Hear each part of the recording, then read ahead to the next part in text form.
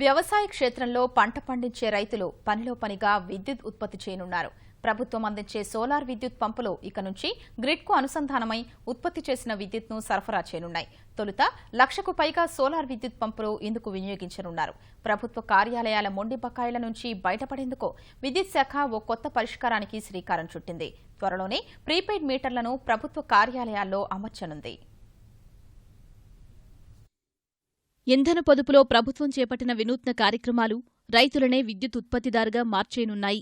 ఇక నుంచి వ్యవసాయ క్షేత్రాల్లోని సోలార్ పంపు సెట్ల నుంచి వినియోగానికి పోగా మిగిలిన విద్యుత్ గ్రిడ్ ద్వారా వినియోగదారులకు సరఫరా చేయనున్నారు. తొలి దశలో ప్రభుత్వం ఇవ్వనున్న 1,00,000కు పైగా సౌర విద్యుత్తో నడిచే పంపు సెట్ల నుంచి ఈ విద్యుత్ ఉత్పత్తి జరగనుంది. రైతు తన వ్యవసాయ క్షేత్రం నుంచే పంటలతో పాటు విద్యుత్తును కూడా ఉత్పత్తి చేసేలా ప్రభుత్వం తోడ్పాటు అందించనుంది.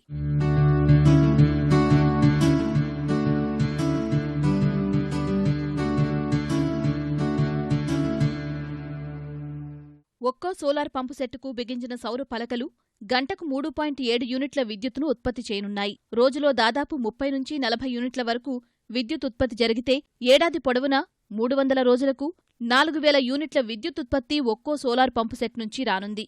ఈ లెక్కన రైతుకు సాలీనా 10,000 రూపాయలు అదనంగా విద్యుత్ అమ్మకం ద్వారా వచ్చే అవకాశముందని ప్రభుత్వం అంచనా. సౌరశక్తితో నడిచే పంపుసెట్ల పంపిణీతో పాటు వాటి నుంచి వెనక్కు విద్యుత్తును కొనుగోలు చేసే అంశాన్ని ప్రభుత్వం నిశితంగా పరిశీలిస్తోంది. అందుకే ఓ సవివర ప్రాజెక్టు నివేదికను రూపొందించాల్సిందిగా విద్యుత్ శాఖను ఆదేశించింది. నెక్స్ట్ ఇప్పుడు ఫ్యూచర్ ఏమంటే grid connected solar pump sets, energy efficient pump sets. అది చాలా మంచి ప్రోగ్రామ్. అది రైతుల కోసం పర్టికులర్గా ఒక పక్కన రైతులకి ఉచిత విద్యుత్ ఇస్తూ రైతులు ఆయన కావాల్సిన ఉత్పత్తి చేస్తూ విద్యుత్ గ్రిడ్కి ఇచ్చే విధంగా అది కూడా ఫెసిలిటీ మనం ఏర్పాటు చేస్తున్నాము. దీని ద్వారా రైతులకు అదనంగా ఇన్కమ్ కూడా వస్తుంది. చాలా మంచి ప్రోగ్రామ్. ఫస్ట్ ఫేజ్లో 1,00,000 పంప్ సెట్స్ సుమారుగా 2,000 కోట్ల ఇన్వెస్ట్మెంట్తో టేకప్ చేయడం జరుగుతుంది. నెక్స్ట్ ఇయర్ నుంచి అది కూడా మనం ఇంప్లిమెంట్ చేస్తున్నాము.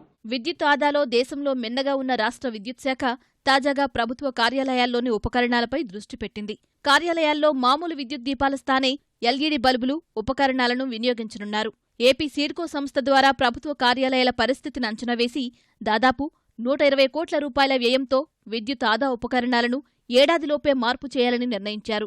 విద్యుత్ బిల్లులు చెల్లించని ప్రభుత్వ శాఖలు, కార్యాలయాల్లోనూ త్వరలోనే ప్రీపెయిడ్ మీటర్లను ఏర్పాటు చేయాలని నిర్ణయించారు. నెలవారీ బిల్లులను అనుసరించి అందుకు తగిన మొత్తాన్ని ముందుగా చెల్లిస్తేనే విద్యుత్ సరఫరా అయ్యేలా ఈ మీటర్లను ఏర్పాటు చేయనున్నారు. గవర్నమెంట్ డిపార్ట్మెంట్స్లో మనకు ఏమైతే డ్యూస్ సమస్య ఉంది, దీనికి ఈరోజు ఫైనాన్స్ సెక్రటరీ దగ్గర మీటింగ్ జరిగింది. వాళ్ళు కూడా ఒప్పుకున్నారు.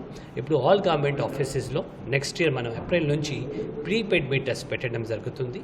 దీని ద్వారా ఏమవుతుంది అంటే వాళ్ళు ఎంతవరకు వాడతారు అంత డబ్బు ముందు అడ్వాన్స్గా కట్టేస్తారు. దీనివల్ల ఒక డిసిప్లిన్ వస్తుంది. అదేవిధంగా గవర్నమెంట్ ఆఫీసెస్లో కూడా ఎనర్జీ ఆడిట్ చేసి ప్రతి ఒక్క ఎనర్జీ ఎఫిషియెంట్ ఫ్యాన్స్ కానీ, ట్యూబ్లైట్స్ కానీ, ఏసీస్ కానీ, మోటార్స్ కానీ మనం రీప్లేస్ చేస్తున్నాం కాబట్టి వాళ్ళకి కూడా కన్జంప్షన్ కూడా తగ్గుతుంది.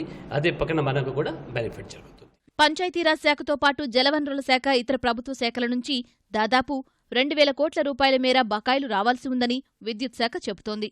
ప్రత్యేకించి గ్రామీణ స్థాయిలో పంచాయతీ కార్యాలయాలు పెద్ద ఎత్తున బకాయిలు చెల్లించడం లేదని, ఇందుకోసం సంయుక్త తనిఖీలను చేపట్టి ప్రీపెయిడ్ మీటర్లను ఏర్పాటు చేయాలని భావిస్తోంది.